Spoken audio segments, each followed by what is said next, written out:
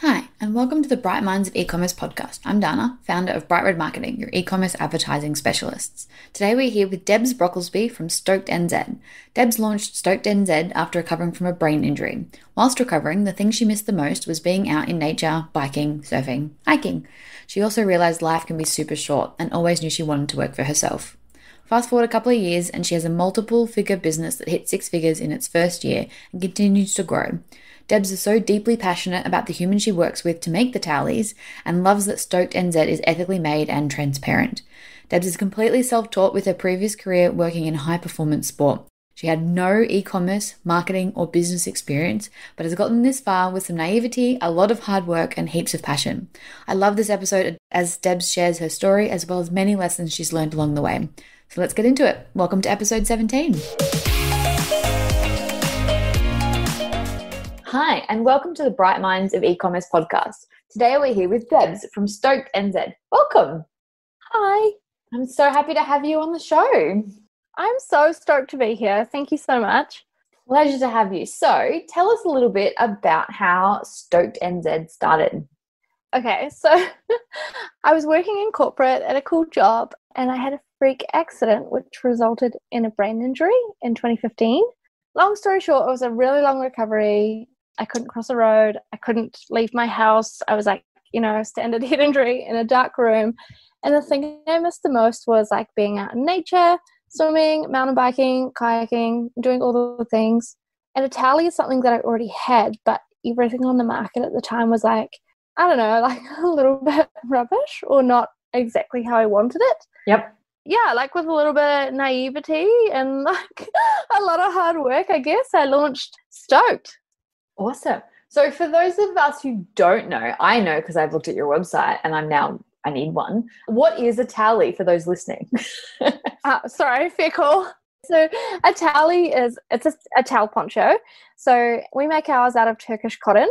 So they're super quick drying and they pack it really small. And it's essentially, I've made them quite baggy. So it's like a portable change room and a towel all in one. So if you're on the beach and there's nowhere to change, or after a mountain bike ride and there's no like public toilets, you can throw it on and at the side of your car, like literally get dry and changed into a whole new set of clothes without anyone seeing anything. Yep. And now that I've seen these, I now need one in the back of my car because I live on the Gold Coast and I go to the beach a lot and my life is now no longer complete.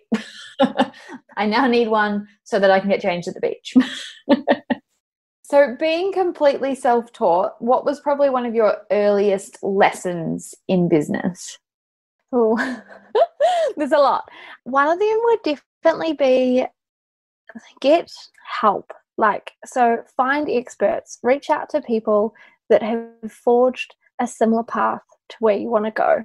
You need to do all the big picture dreaming and all the thinking and ultimately know your why for being in business or starting a business. But for some of the like more technical aspects, like Facebook ads, for example, reach out to experts and be a sponge and learn as much as you can. You don't have to reinvent the wheel and do it all the hard way. Yeah, although I did a lot at the start. What was the first thing that you kind of got help with that you were like, why didn't I do that sooner? Yeah, so I got a business mentor kind of right near the start and my parents were like, well, that's a chunk of money. You could spend that on so many things. But to be honest, she really helped me like lay the foundations for my business, like everything, marketing, legals, financials, all the things. And yeah, without that, I don't know, I think it just took a lot of the way of the like time of figuring out, like, do I need this? Do I not need this? And just setting up like good practices. No, I think that's great. So obviously one of the big things about your business is that it's ethical. Why is ethical so important to you and what does that mean for you and for your business? So I'm in New Zealand and obviously we're recording this during COVID-19 and there's a lot of discussion right now about buy NZ Made, support our local economy. And while I'm all for that, I think that the question should actually be, instead of is it NZ made, I think the question should be, are the people making our things good humans? Do they have good working conditions? Are they exploited? Are they paid fairly? I think those are the questions we should be asking. So yeah, right at the start, like I always knew, like for me, we're all about people and the planet because those are my values, and Stoke is just an extension of myself, basically. Yep. Yeah, when it started getting a little bigger, I got a wholesale order for 1,000. So I flew to Turkey with no idea.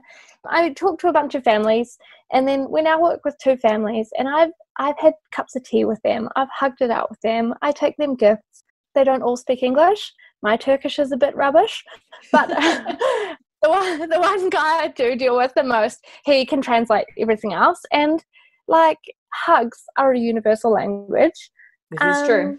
Yeah, and I just think it's so important that, like, they're like family. You know, without them, I wouldn't have a business, and without me, I pay their wage. You know what I mean? Yeah, you fund their livelihood. Yeah.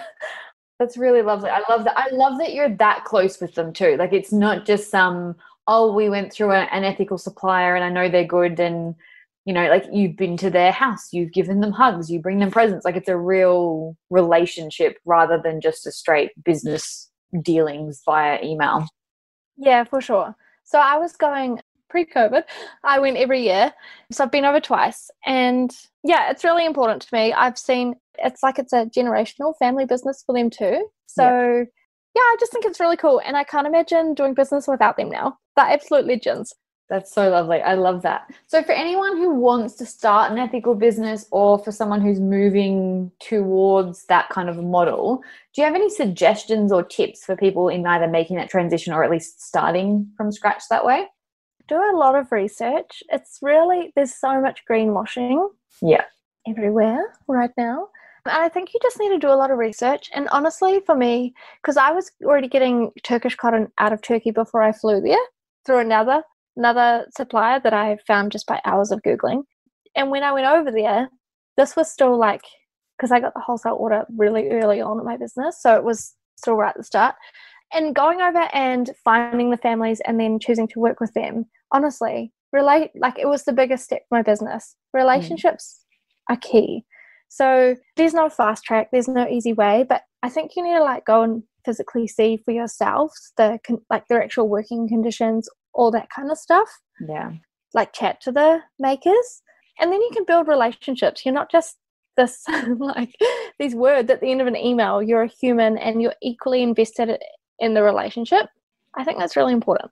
Yeah, I think that's good. I think a lot of people kind of get stuck into that. I can just Google and I'll work it out, and this person says they're ethical, and kind of go from there. I love the idea. I mean, especially being an ethical business, it's really nice that you've met these people and you can establish that relationship face to face. Well, I mean, you could pre-COVID. It'd be a little bit more difficult now, I suppose. Yeah, but now so the main guy that I deal with, they had a baby during COVID, and they send me photos, and I remember this one time because my partner's Northern Irish. We were actually in Wales for a friend's wedding. And I was walking around the coastline in Wales, and I was chatting to my supplier on WhatsApp. And I was he was asking me all these questions. And I was like, mate, can you give me an hour? I'm strolling around this beautiful coastline in Wales. Can I come back to you?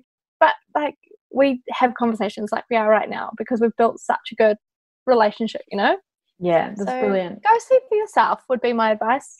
So obviously you hit 6 figures in your first year, which is super exciting. How did you kind of get your first customers and kind of build up that momentum? Yeah, great question. $1 million question. Everyone wants to know this one. We could just do a podcast just asking this question and everyone would be very happy. Yeah, for sure. So my product is a towel poncho. For every weekend for the first summer, I was at a market, beachside markets and that kind of stuff. And I knew that I needed to get brand awareness, and I just needed to get my name out there. And I was working on the business full time through the week. And I never saw my partner, and I never, it's the hustle that you kind of do have to just do when you've got a new business. But I knew it wasn't sustainable. And I knew that ultimately I was building a business for freedom. So we got through that summer. We sold a bunch of stuff. We got a bunch of brand awareness. That was cool. And then I shifted my focus to online, which I hated because I really hated marketing for a while. But my background's in data analytics, and now that I can see the return and I'm a little data nerd, I love it. As a fellow data nerd, I understand. Yeah, I love it. But I guess, okay, so there's no like one size fits all. You just have to do the work. I got the brand awareness. We still don't have the biggest social media following at all, but we have a super engaged set of like mega fans we've got like a 55% return customer rate. That's on average, especially for a product that you wouldn't think. Like, I know some people that sell products that you would expect people to buy multiples of. Like, your business is not one of those ones that you would expect. Like, people don't need 70 towels. Like, a towel doesn't die after a month. Do you know what I mean? Like, it's not a consumable. So to have a 55% return customer rate is insane. Like, that's amazing. Well done. Thank you.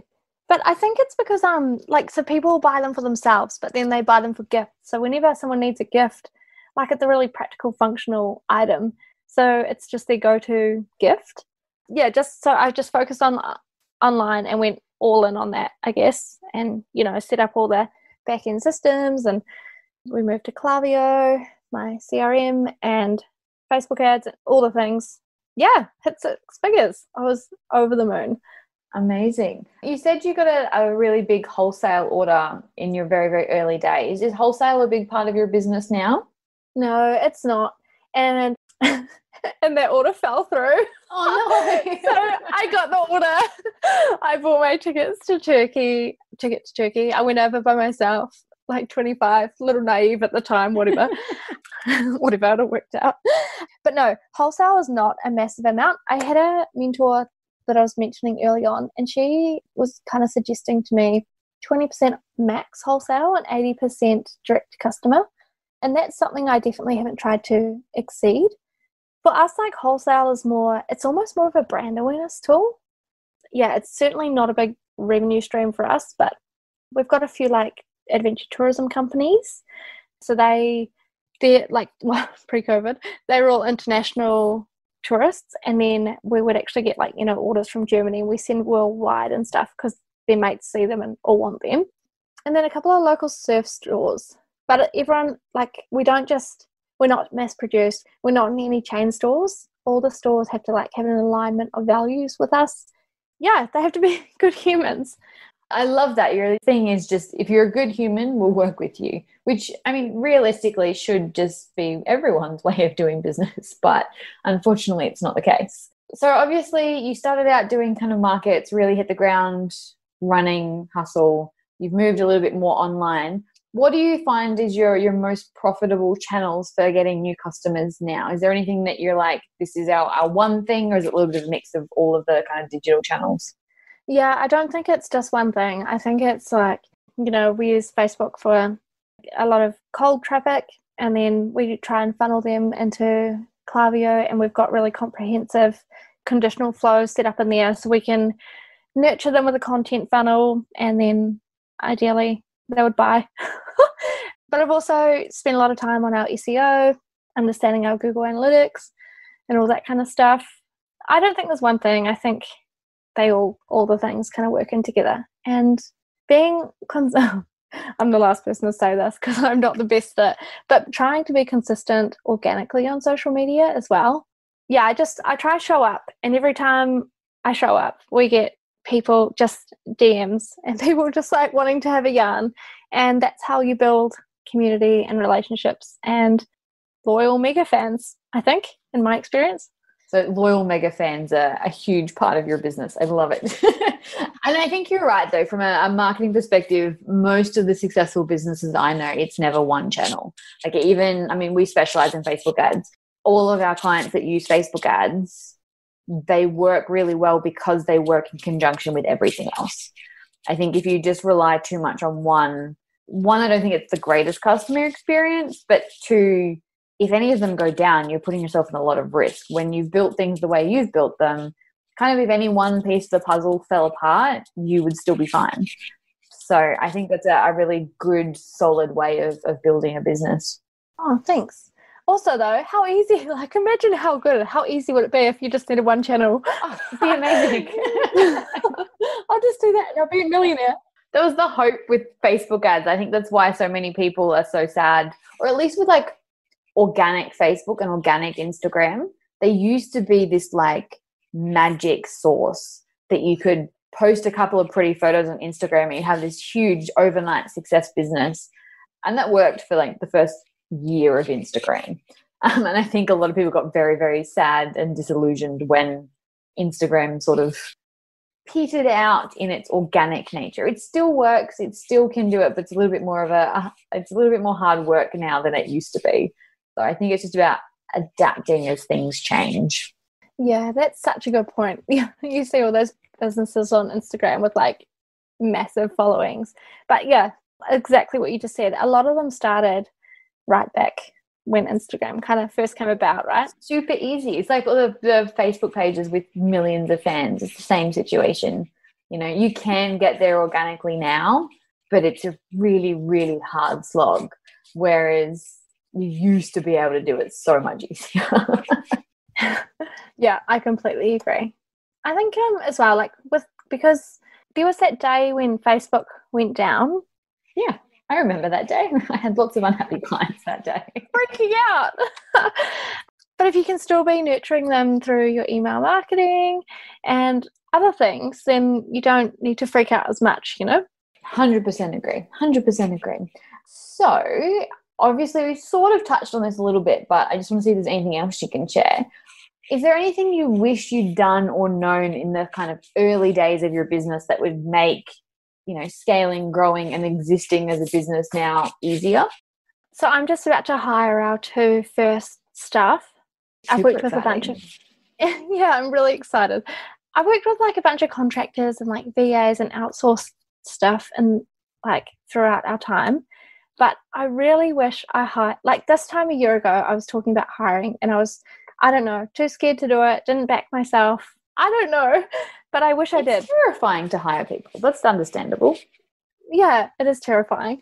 We had the biggest November we'd ever had, and we sold out of like Christmas stock 2 weeks into November, and we had nothing more, basically. And then I got pneumonia in January. Like, who gets pneumonia in summer? And I just wish I wish I had staff then. So I think that saying, like, jump before you need to or something. Maybe I've made that saying up. But if you think it's time, it probably is. So take the leap and back yourself. You backed yourself to get this far. Yeah, I think that's a big thing a lot of people struggling with is hiring too late. There's a lot of people that hire too early. It's a real tricky one to kind of balance. And everyone's like, oh, but is it too early or is it too, like, it's a really tricky one to balance. But especially with e-commerce businesses, like you're juggling so many different things and wearing so many different hats. It's very freeing if you can take one of those hats off and give it to someone else. I'll let you know in a month or two once I have. I'm very excited for your new hires, especially considering you're hiring people during COVID. I mean, you guys are doing much better than the rest of the world, so it's a bit easier for you guys. But still, it's very exciting. Yeah, thank you. So you've obviously got this business that could be very heavily skewed towards summer, but you very cleverly created some products that kind of cover year round. Was that something that you originally started or something that developed as a response to kind of the seasonality of selling towels? And how did that kind of play out? So it wasn't even necessarily a response to the seasonality. It was just listening to our customers. So yeah, so when we launched, we had 1 size towelly in 4 colours, and that quickly grew to 7 sizes and over 50 colours within the first 6 months. And all of those sizes were just listening to customer feedback. We want a shorter one or a wider one or whatever. So we did what we could. And then I feel like because that grew so fast, we were a bit playing catch up for a bit there. But just in the last this year, we've been able to release a few more products, and they are all based on customer feedback.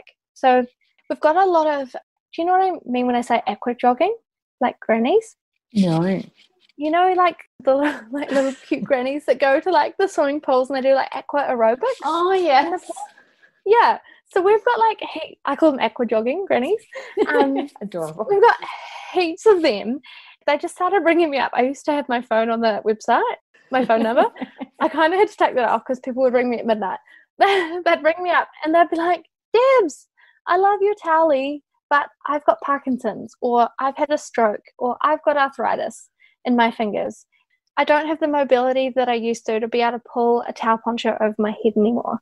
Can you make us something? I want long sleeves, I want it a bit thicker, and I want to be able to drive home in it so I can have a shower at my own home. Yeah.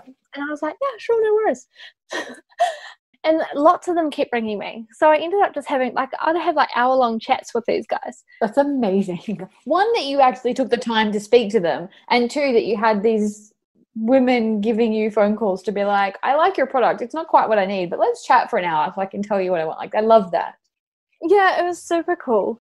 So we made bathrobes for those people, and they sold out super fast. And then when I was in Turkey the first time, they made me this beautiful throw for my bed. And my mum was like, I want it. I was like, no. And lots of my friends wanted it. And then I was like, oh, maybe we should make some. And I never had an intention, because I didn't know how that fit with the towelly. Like, the towelly's kind of like about adventure and lifestyle and the beach and stuff. And then I was like, how does a throw fit under that? So I only released our throws the night that New Zealand we went into level 3 lockdown. So that meant we were still kind of meant to stay at home, but couriers could start running again. And we sold out of 11 of our 14 styles of throws within an hour. And I was like, what just happened? Like, we're in a global pandemic. What is going on? And then, yeah, our throws, they went nuts. So we quickly made more, and the next lot sold out again. But it wasn't necessarily, long version. No, I like long version. Okay. In response to the seasonality, it was more customers are like, we want this. And then we released in this home collection launch that I was talking about, we also released some cloths, which are all just like a part of being an ethical business and the way I do life. I didn't want waste. So we had kept all of the offcuts from when we make our towelies, and we literally just kind of overlocked the outsides, sold them for $4, and they're like the best like makeup removers, or I use mine in the kitchen, in the bathroom, anywhere you need a cloth, dishcloth, whatever. People use them as reusable baby wipes. So that was another thing we launched. And then our little mini towels, that's like a tea towel or gym towel, whatever you need it to be. And that was all just reducing waste, but have been going nuts. I love that. Not only did it like meet a demand that you may or may not have known you had, it also reduces waste, which is super important in that kind of manufacturing space. So that's super exciting. Yeah, it's been epic. I hope it doesn't sound too like ditzy, but yes, we have a plan, but also you can't plan everything out. Like the home collection stuff and the bathrobes especially, that was purely responding. Like I always say, we're here for our customers, and without them we wouldn't have a business. So if they need something because they've got mobility issues, then we'll have a go and see if we can make it. So yeah. I don't know whether it's a unique way of running business. It's not common, at least. And I think it's a really great way of running business.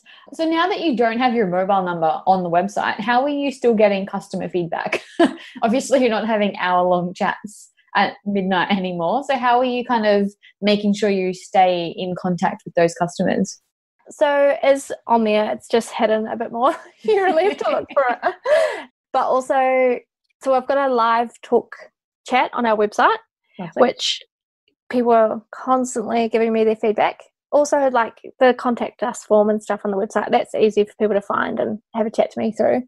But I also go live on Facebook. I try to go at least once a week, and people just know my name is Debs, and they'll just start messaging me on Facebook or responding to a live or whatever. They can still definitely get in touch, and they're more than happy to tell me their 2 cents. I think that's amazing. I love it. Are there any plans to kind of continue expanding the range, or are you just going to keep seeing what everyone wants and just going from there? No, I have actually got a few other plans of really cool things I want to do. I just want to keep them on the low down. You don't have to share the specifics. I'm just curious as to the planning process. Yeah, cool. Yeah, there are a few other things I want to do to expand our home range. And these bathrobes, just with COVID right now, like Turkey's obviously part of Europe, they are not faring as well as New Zealand. They're still social distancing, and our factory's not at full capacity right now. So it's more of just a getting our stuff out the door for our summer. But there are a few things that we're working on as well. Very exciting. I'll have to keep an eye on your website. I need to go and buy myself one of these, and I'm trying to decide what color throw I want. So yeah, I think you've got some very loyal customers out there, and I can see why, and just having a look at your website. So we'll get you to share your website and stuff in a second so people can come and have a look. So we're just about to get into the last couple of questions, but before we do, is there anything else that you think you could share that would be helpful or interesting to our listeners? In terms of the business stuff, I would just kind of reiterate, there are so many people out there willing to help. And if you can get a really cool, I've got a really cool accountability group. There's 4 of us, and we catch up every week. And then we have a deep dive on someone else's business, one of the 4's business each month. Because sometimes when you're so, if you're working by yourself, you're so in your business that sometimes you can't see something really obvious. And it's just really good to bounce ideas and get feedback. Invest in experts and your personal and professional development, I think. I think there's some great parting words, and definitely agree with you on the accountability thing. I've got a group that we meet every fortnight and do the same thing, and it's been completely revolutionary to my business. So definitely agree with you on that one. So we'll just jump into our last couple of questions. Do you have any kind of secrets, strategies, routines, habits that you kind of follow every day to keep you on track in business? Not really. Everyone says you should, high performance habits, and I've tried it. And I don't know, I've just felt that maybe it's not that realistic. I'm a go with the flow kind of person, so I'm with you there, but I still have a few bits and pieces that they're more like aims, and they're like flexible strategies and flexible routines is what I normally do. So my exercise every single day is a non-negotiable for me. And then I like to write my to-do list for tomorrow. So I would write it this afternoon before I leave my office. I'd write tomorrow's to-do list so I can go to the gym and then go home and try and switch off. Otherwise, I don't sleep and I think about Facebook ad campaigns at 2 a.m. But yeah, I think that's a really good habit, and I'm really trying to stick to that one. I like that one. Do you have a favorite business book? I've got a couple. So when I first started, or before I first started, I listened to read Simon Sinek's Start With Why. And I think for me, I think you just need to get really clear on why you're doing something. So when you're doing those 14, 15-hour days and it seems like a slog, or you get a massive order from Turkey and it's all wrong and you're like, why am I doing this? You can just come back to no, this is what I'm doing. This is what I want out of this, and this is why I'm here. So yeah, I love Start With Why. And then also Let My People Go Surfing by, I can't say his name, but Yvon Chouinard. He's the founder of Patagonia. And it's a book, what I got from it was essentially the best book on business culture I've ever read. It sounds amazing. I need to add that to my list. It is amazing. I love it. It sounds very much the way that I like to do business, which is not just crazy, insane pressure, hustle 24/7 and let people have their lives sort of a thing. But I obviously haven't read the book. Is that sort of close? Yeah, and they're all surfers, and so they're essentially saying if the waves are pumping, get out there and surf and do your work when it's dark or whatever. Obviously, and if you create good culture and you have people that love their work, they're not going to take advantage of that. Yeah. And so another example, they had all these epic humans working for them, and then they all kind of got to that stage where they started having kids, and they didn't want to lose these people, so they built a crèche in the office so these people could work on their terms. I just love it so much. Definitely adding that to my list. I think that sounds amazing. Any other books, or are they your top 2? They're my top 2. Your top 2? Yeah. That's good. Do you have a favourite podcast? I've been loving your one since Emily from Ala Summer told me about it. It's rad. Thank you. Otherwise, I love Brandfitty by Anita. Don't know if you know her. I haven't heard of that one. I have to go have a listen. She's a copywriter. She's so good. Brandfitty. Highly recommend. Awesome. Oh, no, I have heard of it. I haven't had a chance to listen yet. She's cool. We started Anita and Stevie from Stevie Say Social. We all started our business with the same mentor within a month of each other. Oh, wow. And yeah, I love Stevie's, especially her earlier podcast. There's so much in there, just for me, like at that time, there was so much good stuff on like, organic socials and things you need to do. And just recently, there's a podcast by Privy, which is called the E-commerce Fast Lane. I'm loving that. So yeah. Love it. Some great ones there for people to kind of expand their podcast listening, because we all need more podcasts to listen to. I have a huge list of ones I need to listen to. So I'm sure I'm not alone. For anyone who wants to come check you out, have a look at what you do, maybe buy some towelies, because I know I need one for the back of my car for summer. How can people come visit you, check you out on socials, etc.? Oh, thank you. You're too kind. So yeah, the website is stokednz.co.nz and Instagram is @stokednz and Facebook @Stoked New Zealand. And I'll be hanging out there. Awesome. And we'll put those links for people in the show notes. So if you want to double check how you're spelling things, they will be there nice and easy for you. So again, thank you so much for joining us. This has been an amazing insight into your business. So really appreciate you coming on the show. Thank you so much for having me. I've loved it. Thank you for listening to the 17th episode of the Bright Minds of E-commerce podcast. Don't forget, we load all the links and show notes onto our website. You can find everything at www.brightredmarketing.com.au/show notes/episode 17. The link will also be in the episode description. Thanks so much for listening.